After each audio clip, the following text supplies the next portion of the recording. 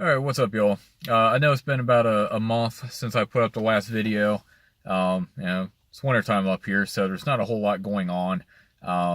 So with us cool season guys, at this point, the only thing we're really doing is, getting itchy fingers ready to get out in the lawn, researching and trying to educate ourselves a little bit more to try to see if there's a better game plan of what we can do this coming season and how we can do that.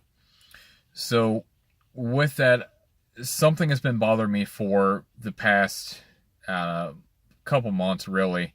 But it's gotten a little bit worse, and the topic has kind of been going around for some time between Facebook groups and online in the discords. I hang out a lot in there.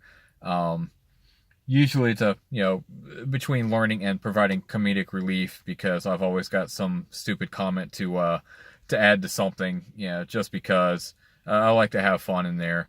um yeah, my dad always taught me if you can make someone smile or laugh once a day, then it's a good day. So yeah, my comments are sometimes dumb, but I like to make people laugh in there. Anyway, so it's been bothering me that while we are, as DIY guys, learning to apply different products, we have certain rates that we need to follow and how we need to apply those.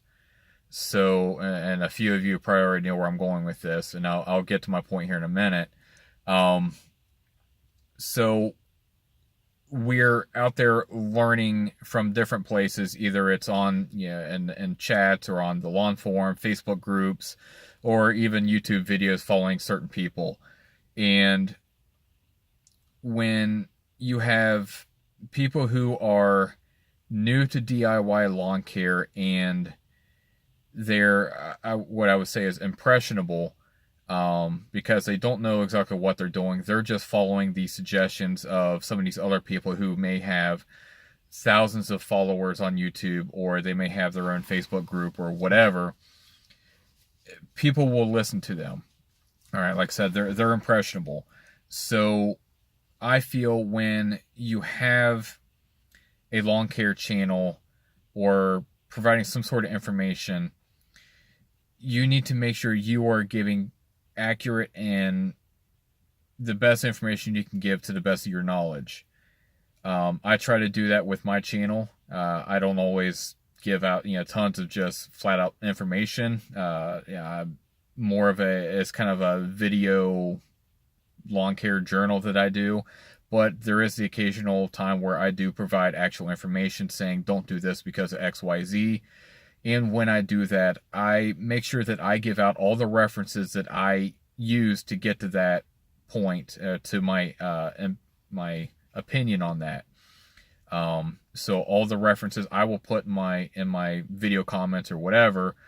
And if I happen to be wrong on it, if I didn't read it correctly or something, and somebody goes through those reference links and say, no, this isn't right because of this, okay, if I stand corrected. And I will never delete a YouTube comment stating, someone stating that I am wrong. Um, yeah, by all means, if I am ever wrong on something, correct me.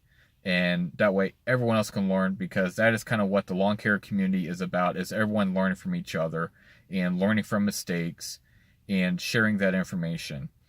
So, and this isn't my first lawn care channel, or my first channel that I've had. I have an IT channel that I have. I'm a network guy by trade, and so I have a separate YouTube channel for that.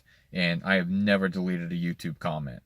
Um, with that, I feel that if you are wrong on something on a YouTube channel or wherever, and somebody tries to correct you or tells you you're wrong, or ask you about something, how you got to that specific opinion, and instead of responding back to them of how you got to that, or any sort of response really, and instead you just flat out delete the comment, then I feel you're being irresponsible, negligent, and if you knowing that you're wrong and you're being called out on being wrong, and instead of owning up to it, say, okay, I'm wrong, here's the correct way it should be done, and you delete that comment, then you're just, in my opinion, being flat out asinine.